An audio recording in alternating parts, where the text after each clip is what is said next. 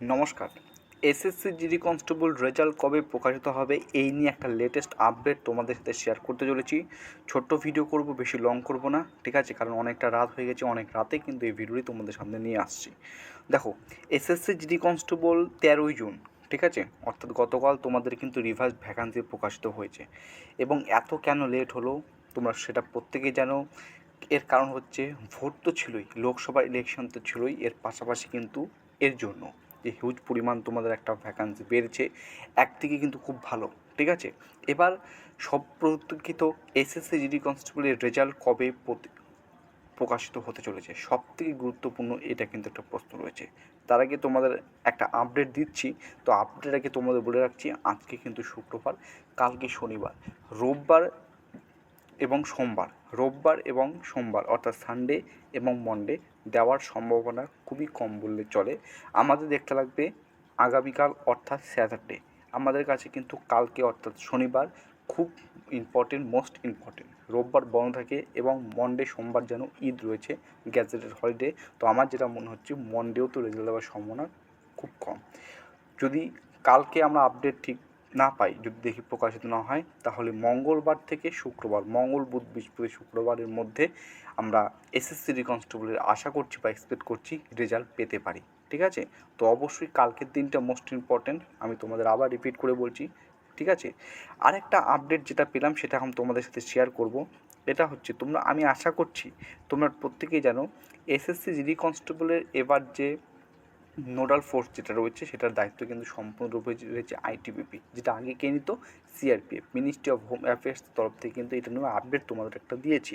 কেন সিআরপিএফ কেন নেয়নি? কারণ সিআরপিএফ তাদের একটা নিজস্ব রিক্রুটমেন্ট চলছে, সেটা হচ্ছে সিআরপিএফ কনস্টেবল ট্রেডসম্যান এবং টেকনিক্যাল, যেখানে কিন্তু তারা ফিজিক্যাল কন্ডাক্ট করবে, ঠিক আছে। পিএসটি পিএইটি থেকে শুরু করে ট্রেড টেস্ট ডিবি ডিএমই সমস্ত কিছু কন্ডাক্ট করবে।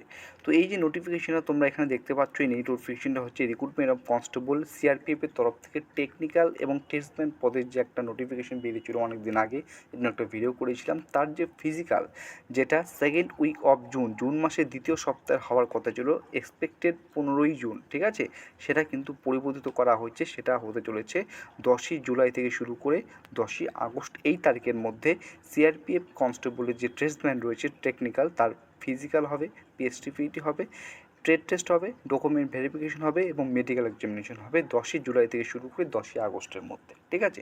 এবার সবথেকে যেটা গুরুত্বপূর্ণ প্রশ্ন, যেটা সেকেন্ড উইক অফ জুনের কথা হওয়ার কথা ছিল, সেটা কিন্তু প্রায় 20 থেকে 25 দিন পিছিয়ে গেছে এবং 10ই জুন হওয়ার একটা সম্ভাবনা রয়েছে। এই নোটিশটি কোনো অফিসিয়ালভাবে প্রকাশিত হয়নি, একটা ইন্টারনাল নোটিশ, ঠিক আছে, ভাইরাল হয়েছে। সেই নোটিফিকেশনের উপর ভিত্তি করে তোমাদের কিন্তু কথাগুলো বলছি। তো আমরা অবশ্যই দেখব, আমি এক্সপেক্ট করছি যে এসএসসি জিডি কনস্টেবলের রেজাল্ট খুব তাড়াতাড়ি দেওয়ার একটা কিন্তু সম্ভাবনা রয়েছে, ঠিক আছে। কারণ অনেকটা দিন হয়ে গেছে, তোমরা জানো 3 মাস পার হয়ে গেছে। তো এক্সপেক্ট করছি ভ্যাকান্সির জন্য, রিভাইসড ভ্যাকান্সির জন্য হতে পারে একটু লেট হয়েছে, এবং এর পাশাপাশি ভোটের জন্য অপর দিকেও। তো এক্সপেক্ট করছি, আশা করছি খুব শীঘ্রই তোমাদের রেজাল্টটা প্রকাশিত হবে। আমি আবারও তোমাদের রিপিট করে বলছি যে কালকে শনিবার আমাদের কাছে কিন্তু মোস্ট ইম্পর্ট্যান্ট রয়েছে। শনিবার দান দিলে মঙ্গলবার থেকে শুক্রবারের মধ্যে, মঙ্গল বুধ বৃহস্পতি শুক্রবারের মধ্যে যত তাড়াতাড়ি সম্ভব আমরা এক্সপেক্ট করছি বা আশা করছি রেজাল্ট প্রকাশিত হতে পারে। এই আপডেটটা তোমাদের সাথে আজকে আমি শেয়ার করলাম, ঠিক আছে। অনেকের মনে প্রশ্ন আমি অনেক জায়গায় দেখেছি, অনেকে আমাকে আবার বলছে তাহলে যে সিআরপিএফের ক্ষেত্রে ট্রেডসম্যানের ক্ষেত্রে যদি এটা পিছিয়ে দেয়, সিআরপিএফ ট্রেডসম্যানের ক্ষেত্রে যদি পিছিয়ে দেয় তাদের ফিজিক্যালটা 10ই জুলাই করে দেয়, তাহলে কি জিডি কনস্টেবলের যে মাঠটা সেটা কি তারও আগে সম্পূর্ণ কন্ডাক্ট করবে? তো এই নিয়ে এখন জোর গলায় কিছু বলা যাচ্ছে না, আমরা ওয়েট করছি, এক্সপেক্ট করছি অফিসিয়াল ওয়েবসাইটের দিকে। এর পাশাপাশি লেটেস্ট আপডেটে যদি পেয়ে থাকি এর মাঝে, অবশ্যই তোমাদের কিন্তু আমি শেয়ার করব। চলো, সবাই সুস্থ থাকবে, ভালো থাকবে, গুড নাইট।